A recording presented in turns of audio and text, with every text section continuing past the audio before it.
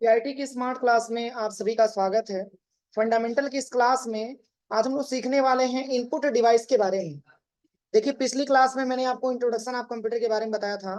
आज की क्लास में आपको जो है इंट्रोडक्शन ऑफ इनपुट डिवाइस यानी कि कंप्यूटर सिस्टम के उपकरण के बारे में सीखना। कंप्यूटर सिस्टम के जो इनपुट डिवाइस हैं उन्हीं के बारे में आज की क्लास में डिस्कस करना। तो देखिए, सबसे पहले अगर हम इनपुट डिवाइस के बारे में बात करें तो इनपुट डिवाइस का मतलब होता क्या है। यहाँ पे पहला क्वेश्चन हमारे सामने आता है कि व्हाट इज इनपुट। इनपुट है क्या, मतलब इनपुट का मतलब क्या होता है और इनपुट है क्या। तो देखिए, इसमें बताया जा रहा है सबसे पहले कि व्हाट इज इनपुट। कह रहा है कि to give instruction to the computer called input.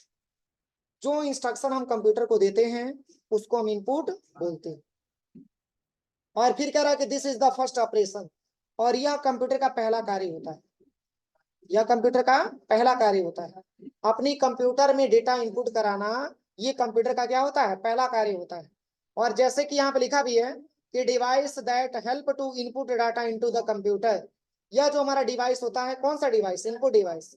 यह जो डिवाइस होता है अपनी कंप्यूटर में डेटा इनपुट कराने में हमारा हेल्प करता है। और यहाँ पे लिखा भी है कि जैसे लाइक में जैसे कीबोर्ड है, माउस है, स्कैनर है, ये सब एक प्रकार के इनपुट डिवाइस के अंतर्गत आते हैं। देखिए, इसमें एक शब्द आया आपका जो है डाटा।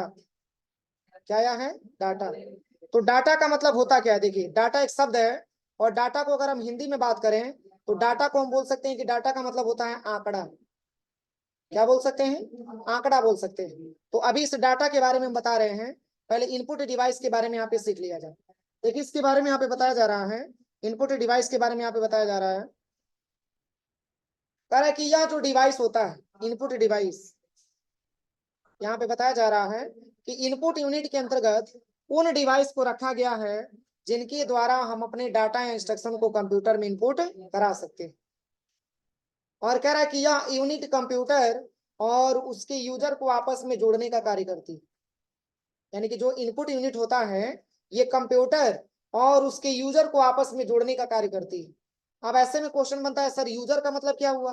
तो यूजर का मतलब हम और आप हुए, जो हम सिस्टम को ऑपरेट कर रहे हैं, जो कि हम सिस्टम को चला रहे हैं। हम एक दूसरे मतलब हम क्या है, यूजर है। तो कंप्यूटर ये कह रहा है कि जो इनपुट यूनिट होता है वो कह रहा है कि कंप्यूटर और उसके यूजर को आपस में जोड़ने का कार्य करता है। और फिर कह रहा है कि इनपुट यूनिट वे हार्डवेयर हैं जो यूजर से डाटा को इनपुट के रूप में लेते हैं और कंप्यूटर की मेन मेमोरी रैम को ट्रांसफर कर देते हैं। अब यहाँ पे एक शब्द आपको मिल जाता है, हार्डवेयर। हार्डवेयर होता क्या है।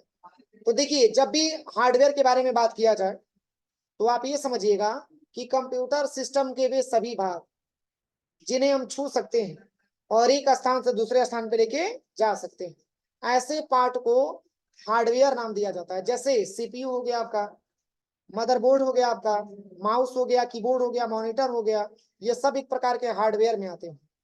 ये कंप्यूटर के ऐसे पार्ट्स हैं जिसको हम छू सकते हैं और एक स्थान से दूसरे स्थान पे लेके जा भी सकते हैं। इसको हार्डवेयर नाम दिया जाता है।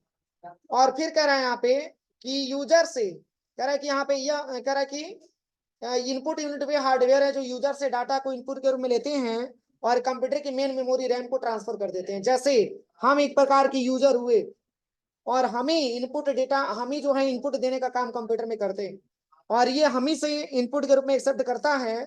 और कंप्यूटर की मेन मेमोरी जिसको हम रैम बोलते हैं, इसी रैम को क्या कर देते हैं, ट्रांसफर भी कर देते हैं। इसी रैम को ट्रांसफर भी कर देते हैं।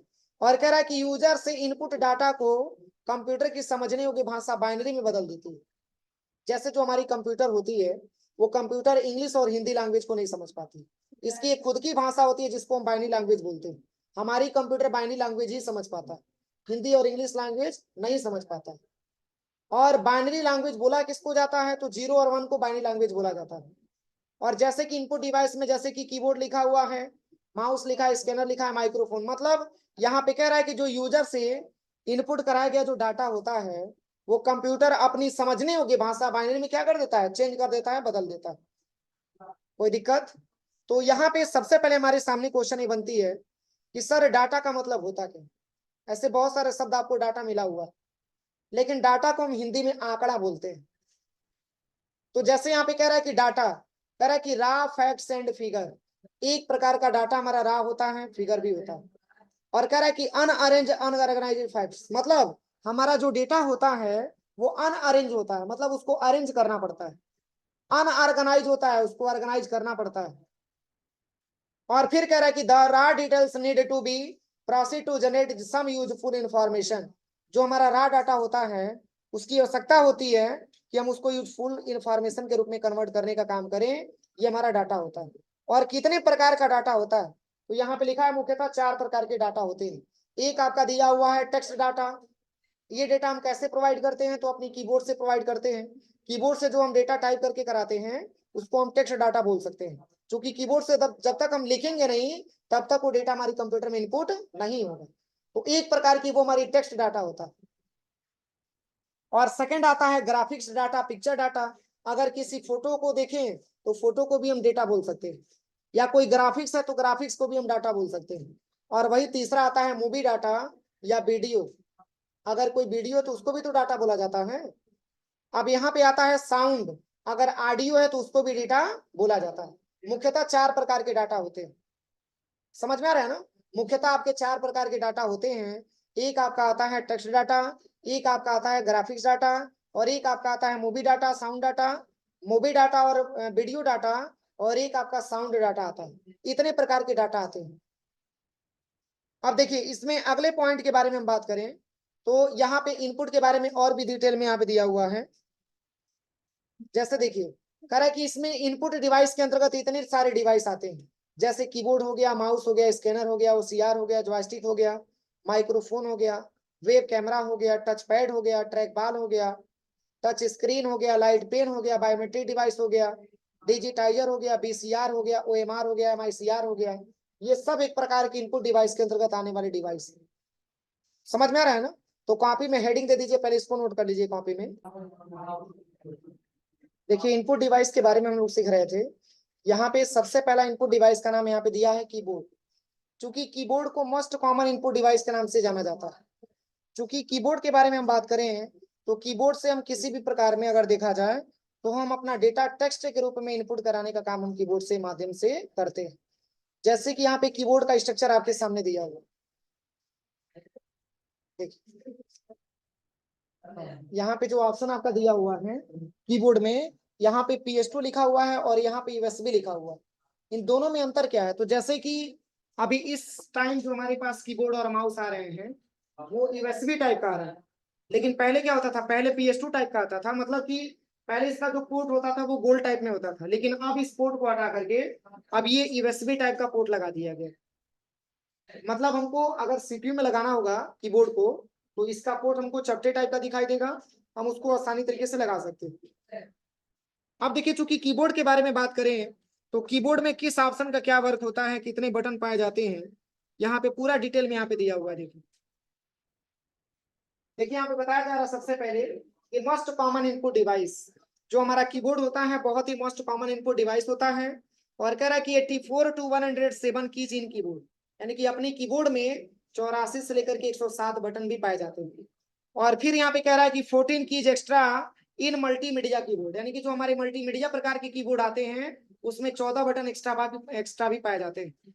और यहाँ पे लिखा भी है कि used for input text data in computer. और मैंने अभी आपको टेक्स्ट डाटा के भी बारे में मैंने आपको बताया, यानी कि कीबोर्ड का प्रयोग हम केवल टेक्स्ट के रूप में डेटा इनपुट कराने के लिए करते हैं।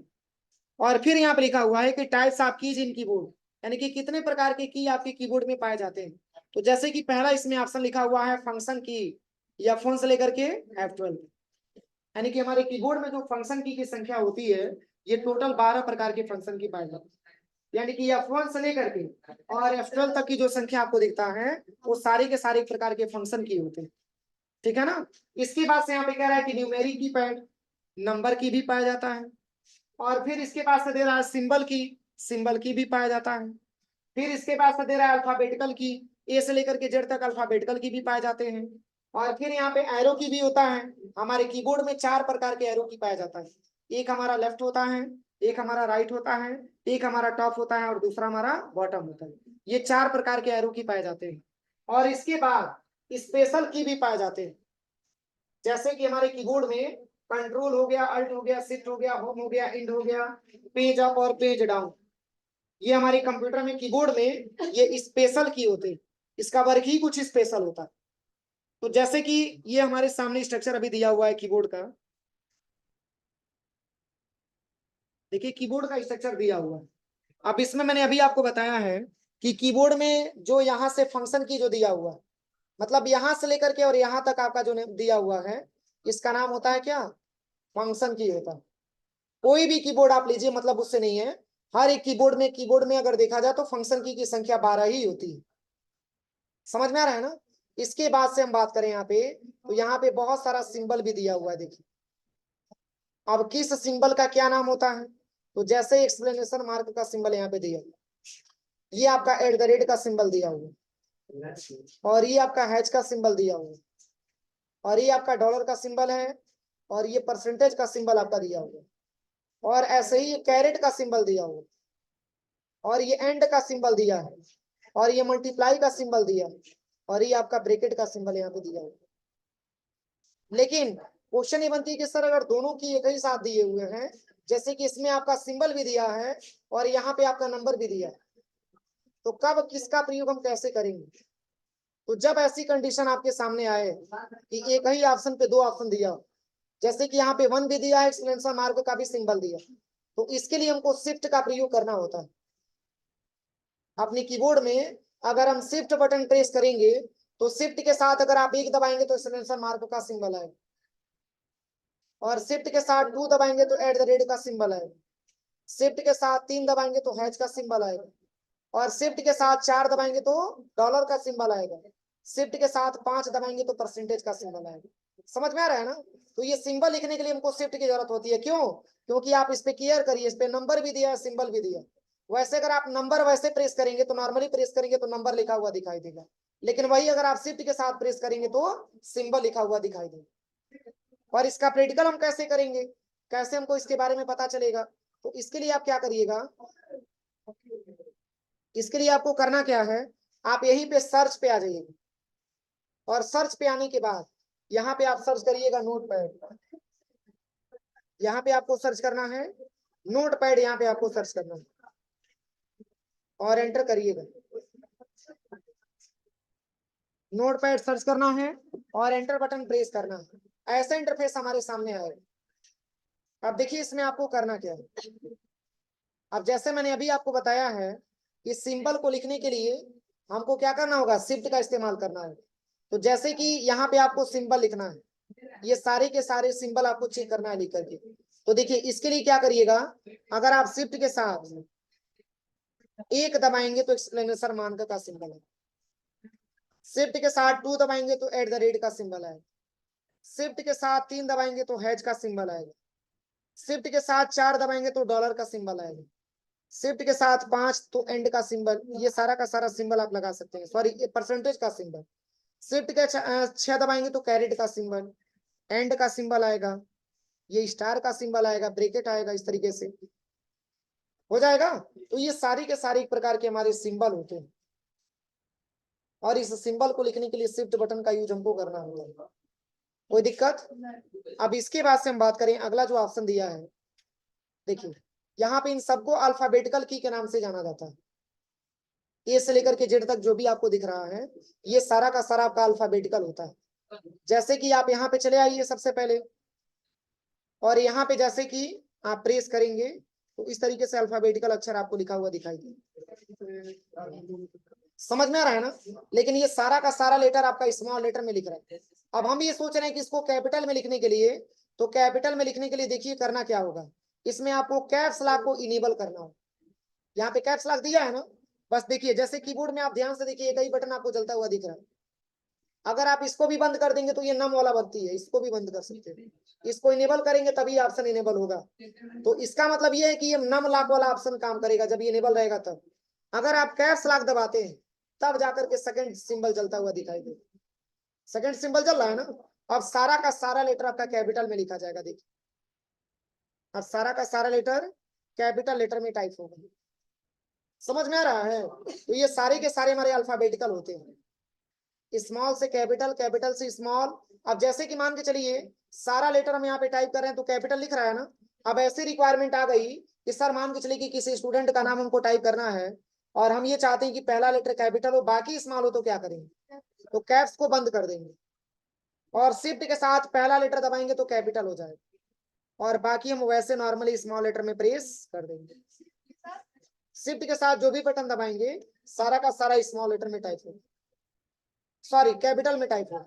जब कैप्स बंद होगा, अगर आपको कैपिटल लेटर टाइप करना है तो शिफ्ट के साथ कोई भी अक्षर दबाएंगे तो कैपिटल लिखा जाएगा, और जब शिफ्ट चालू रहेगा अगर आपको स्मॉल लेटर में टाइप करना है तो शिफ्ट के साथ जो भी अक्षर दबाएंगे तो स्मॉल लेटर में टाइप होगा। क्लियर हुआ? तो यहाँ से जो भी लेटर आप टाइप करेंगे, तो जैसे कि मान के चलिए कि नाम का पहला अक्षर कैपिटल, तो शिफ्ट के साथ के दबा के कैपिटल कर लीजिए और बाकी आप यहाँ से जो है स्मॉल लिखते जाइए ऐसे। लेकिन ये कब काम करेगा? तो जब कैप्स लॉक ऑफ रहेगा तब।